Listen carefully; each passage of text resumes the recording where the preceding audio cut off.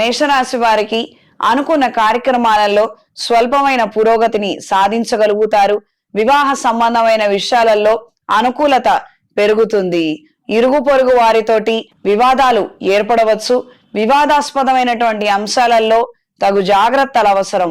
మనం న్యాయంగా ఉండి మంచి మాట్లాడుతున్నప్పటికీ కొన్ని సందర్భాలలో పక్కన వాళ్ళకి అవి వేరుగా వినిపించవచ్చు. కాబట్టి ఈ రకమైనటువంటి పరిస్థితి ఉన్నది. మీతో కూడా ఎవరైనా ఉండడం అనేది అది అవసరము. ఇది గ్రహించి మెలగండి. లేదా భూ సంబంధమైన వివాదాలు ఉన్నాయి, మన వాళ్ళు కావచ్చు, పక్కన వాళ్ళు కావచ్చు.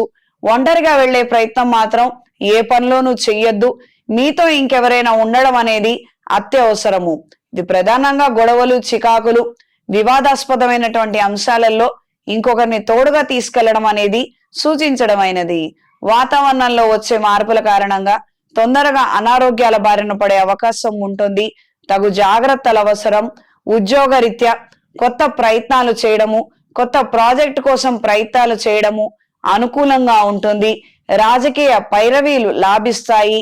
రాజకీయాల్లో కొనసాగాలన్న ఆలోచనలు బలపడతాయి. దీనికి సంబంధించి కొన్ని ముఖ్యమైనటువంటి అంశాలు మీకు అనుకూలిస్తాయి. స్త్రీలకు ఈ వారం కార్యాలయంలో నూతన అవకాశాలను అందుకోగలుగుతారు. వృత్తిరీత్యా ప్రమోషను లేదా కొత్త ప్రాజెక్ట్ కోసం చేసే ప్రయత్నాలు అనుకూలంగా ఉంటాయి. వైద్య విద్యలో ఉన్న వారికి కాలం అనుకూలంగా ఉంటుంది. ఈ విభాగాల్లో ఉన్న వారికి కూడా బాగా కలిసి వస్తుంది.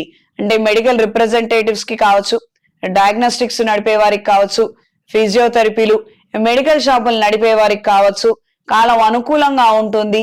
లేదా ఈ వ్యాపారాలు మీ పేరు మీద చేస్తున్నటువంటి విధంగా ఉన్నా కూడా కాలం కలిసి వస్తుంది. స్వల్పమైనటువంటి ధనాదాయాన్ని అందుకోగలుగుతారు. జనాకర్షణ ఎక్కువగా ఉన్నటువంటి వ్యాపారాలలో అపశృతులు చోటు చేసుకోకుండా తగు జాగ్రత్తలు పాటించండి. చికాకు పెట్టేవాళ్ళు తరచుగా రావటం అనేది జరుగుతుంది. ఈ విషయాలలో జాగ్రత్త. ఈ వారం మేషరాశి వారికి కలిసి వచ్చే రంగు పసుపు, కలిసి వచ్చే దిక్కు పడమర, కలిసి వచ్చే సంఖ్య 2. ప్రతిరోజు దుర్గాదేవి కవచాన్ని పఠించండి. మీ దగ్గరలో ఉన్నటువంటి శైవ క్షేత్రంలో మహాపాశుపత హోమాన్ని జరిపించండి. ఏలినాటి శని ప్రభావం కావచ్చు, వ్యక్తిగత జాతకంలో ఉన్నటువంటి దోషాలు కావచ్చు, క్రమేణా తొలగిపోయి మంచి ఫలితాలను అందుకోగలుగుతారు. ఉద్యోగం లేక అవస్థపడుతున్న వారు లేదా ఉద్యోగంలో అవస్థపడుతున్న వారు చేతికి మహాపాశుపత కంకణాన్ని ధరించండి. సుబ్రహ్మణ్య స్వామి వారి అష్టకాన్ని పఠించండి.